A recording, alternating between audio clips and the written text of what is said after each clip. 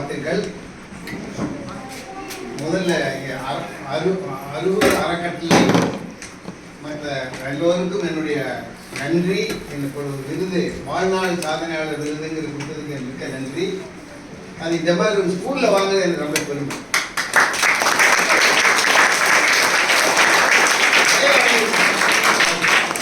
வாழ்நாள் சாதனையாளர் விருது இந்த 47வது 48வது நினைக்கிறேன். ஆனால் இந்த மாதிரி ஸ்கூலில் தான் முதல் தரம். ஒரு ஸ்கூலில் நான் படித்த மாதிரி ஒரு ஸ்கூலில் இருந்து அந்த ஆசிரியர்களும் மற்றும் சேர்ந்து கொடுக்குறது ஒரு பெரிய பெருமையை நினைக்கிறேன். எல்லோருக்கும் என்னுடைய நன்றி.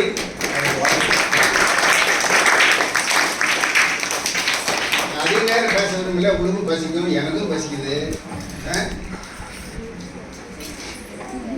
நானும் உங்கள் மாதிரி ஒரு சின்ன ஸ்கூலில் படித்தது தான்.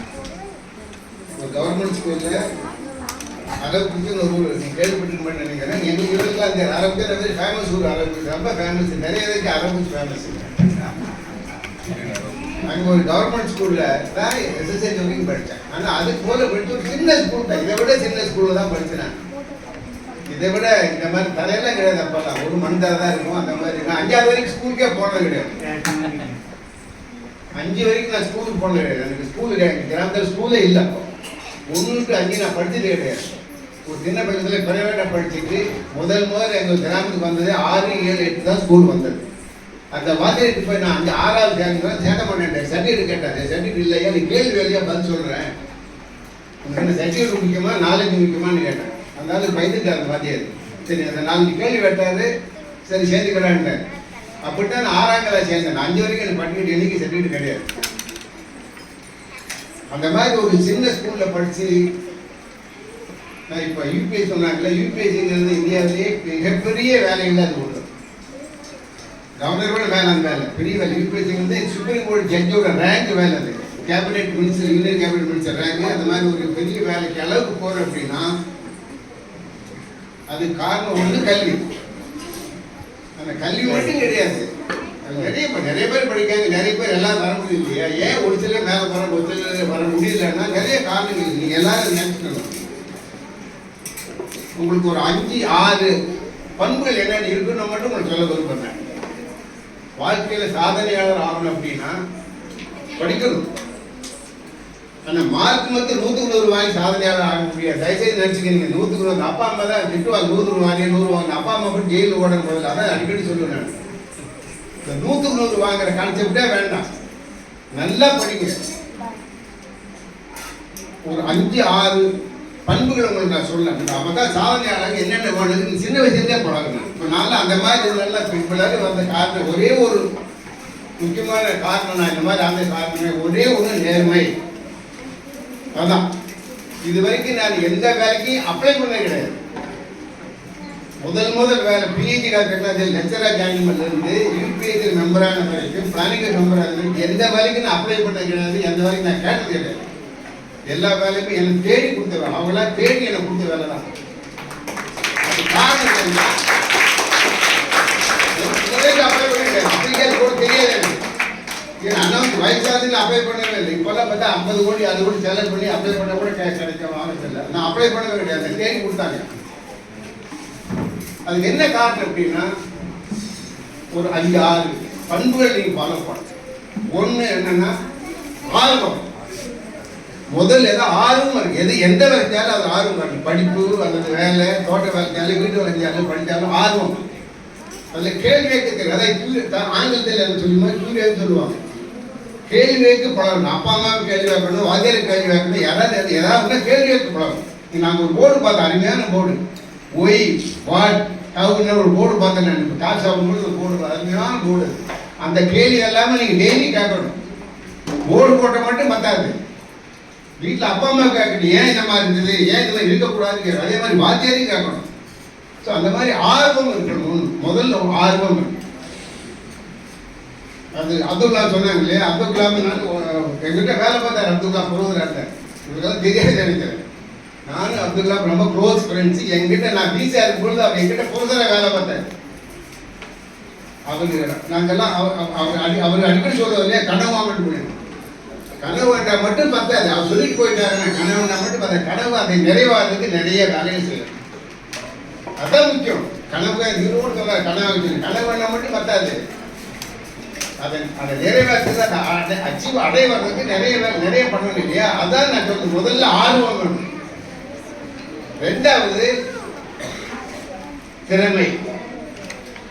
ஆள் மட்டும் பத்து பாருங்க இருக்கா பாருங்கள. அது இந்தியா பூரா போய் படம் வாங்கி திறமை ஒன்று. ஆர்வம் ஸ்போர்ட்ஸில் ஆர்வம் பண்ணி தனி இண்டிவிஜுவல் ஸ்போர்ட்ஸில் ஜாயின் பண்ணி சொல்லி இப்போ ஏகப்பட்ட சர்டிஃபிகேட் பார்த்து எனக்கே பயமா இருக்கு. அந்த அளவு பண்ணுற காரணம் என்ன? திறமை. அந்த அவர் வீட்டில் ஒரு திறமையா இருக்காங்க. அதனால என்ன இதாக எந்த திறமை வளர்க்கணும். ஆங்கிலம் சொல்லுவாங்க கான்ஃபிடன்ஸ் சொல்லுவாங்க. நாலேஜ் ஸ்கில்லு இதெல்லாம் வளர்த்துக்கணும். ஸ்கூல்லேருந்தே வளர்த்தணும். இப்போதான் யாரும் சொல்லித்தர இந்த ஸ்கூலில் ப்ராக்டிகல்ஸை சொல்லித்தரது இல்லை. ஸ்கூலில் 20 போடுறாங்க, லேப்கே போக கிடையாது, கெமிஸ்ட்ரி லேப் இல்லையே போ. அதான் தமிழ்நாட்டுடைய ஒரு சாமக்கேடு. ஸ்கில் டெவலப் பண்ணிருக்கணும் இல்லையா? அதனால முதல்ல திறமையை வளர்க்கணும். எதை படித்தாலும் சரி, எந்த ஃபீல்டாக இருந்தால் கணக்காக இருந்தாலும் கணக்கு திறமையாக இருக்கணும், பிசிக்ஸ் படித்தா பிசிக்ஸ் திறமையாக இருக்கணும், கெமிஸ்ட்ரியில் கெமிஸ்ட்ரி அதுக்கு வேண்டிய திறமையை வளர்க்கணும். ஸோ 6 1 2வது திறமை இருக்கும். திறமை தான் மட்டும் மற்ற மேலே வர முடியாது. 3வது வேண்டியது நேர்மை. அந்த நேர்மையாக மேலே வரணும். யாரும் ஏமாற்றி இல்லை பசு மார்க் வாங்கணும் இன்னொருத்தர் ஏமாற்றி காப்பி படிச்சு பசு வாங்கக்கூடாது. நேர்மையாக மார்க் வாங்கணும். நேர்மையாக சம்பாதிக்கணும் இல்லையா? நேர்மையாக உழைச்சி நேர்மைங்கிறத அதாவது கேரக்டர் சொல்லணும் இல்லையா? பொய் பேசக்கூடாது, தப்பு பேசக்கூடாது, திருடக்கூடாது, ஏமாற்றக்கூடாது இல்லையா? நேர்மையாக இருக்கணும் வாழ்க்கை. அந்த மாதிரி பொய் பேசுறதுக்கு தப்பான வாழ்க்கையில் மேலே வந்தால் சத்திரமே கிடையாது. அதனால நேர்மை. 3வது என்னன்னா நீ நேர்மையாக இருக்கும். 4வது நேர்மையாக இருந்தால் மட்டும் பத்தாது, திறமை இருந்தால் மட்டும் பத்தாது, ஆர்வம் பத்தாது. என்ன வேணும்? கடின உழைப்பு. நிறைய பேர் ஹார்ட் ஒர்க் சொல்லணும் இல்லையா? கடின உழைக்கணும். ஸ்கூலில் வாத்தியார்கள் சொல்றது கேட்கணும், வீட்டுக்கு போனால் ஹோம் ஒர்க் பண்ணணும். கடின உழைப்பு தான் முக்கியம். ஹார்ட் ஒர்க்குன்னு சொல்லணும் இல்லையா? இப்போலாம் அடிக்கடி சொல்லுவாங்க ஸ்மார்ட் ஒர்க்குன்னு. ஏஐ வந்தாச்சு எதை வந்தாச்சு வேலை நல்லா தப்பு. ஸ்மார்ட் ஒர்க் கொஞ்சம் தான் முடியும், ஆனால் ஹார்ட் ஒர்க் தான் ரொம்ப ரொம்ப முக்கியம். கடின உழைப்பு ரொம்ப முக்கியம். எல்லா வேலை வரணும்னா ஒரு நல்லவர் ஆகணும், அல்லது பெரிய ஆளாகணும், ஒரு அச்சீவ் பண்ண அப்படின்னா எந்த வேலை தான் இங்கே கடின உழைப்பு. டைம் போட்டு படிக்கணும். காலேஜ் படிக்கலாம் படிக்கும்போது கரெக்டாக டைம் போட்டு படிக்கணும். இப்போ நல்லா உங்களால் படிக்கும்போது எஸ்எஸ்சி வரைக்கும் எங்கள் ஊரில் கரண்ட் கிடையாது. No electricity. எங்கள் வீட்டில் எங்கள் வில்லேஜில் கரண்ட் கிடையாது. எங்கள் வீடு உங்களுக்கு தெரியும் நினைக்கிறேன். 8க்கு 10 தான் எங்கள் வீடு. கிராமத்துக்கு இன்னும் வீடு 8க்கு 10 தான். ஒரே ஒரு அதான் dining hall, drawing hall, sleeping hall எல்லா ஹாலும் ஒரே ஹால் தான் இல்லை? டைனிங் ட்ராயிங் எல்லாமே இல்லை. அந்த ஹாலில் நாங்கள் 5 பேர் ஆனந்தம், 6 பேர் அப்பா அம்மா சொந்தக்காரங்க அத்தனை பேர் அங்கே இருக்கணும். நான் எஸ்எஸ்ஹெச் படிக்கிறதுக்கு வீட்டில் தூங்குனே கிடையாது. இடமே இல்லை வீட்டில். கிராமத்தில் உள்ள சாப்பிட்டு தான் தூங்குவேன். படிக்கிறதுக்கு வீட்டில் இடம் கிடையாது. ரோடில் இருக்கிற பெருவிளக்கு 10வது எஸ்எஸ்ஹெச் எக்ஸாம் எழுதும்போது ரோடில் இருக்கிற பஞ்சாயத்து பெருவிளக்கு தான் நான் உட்காந்து படித்தேன்.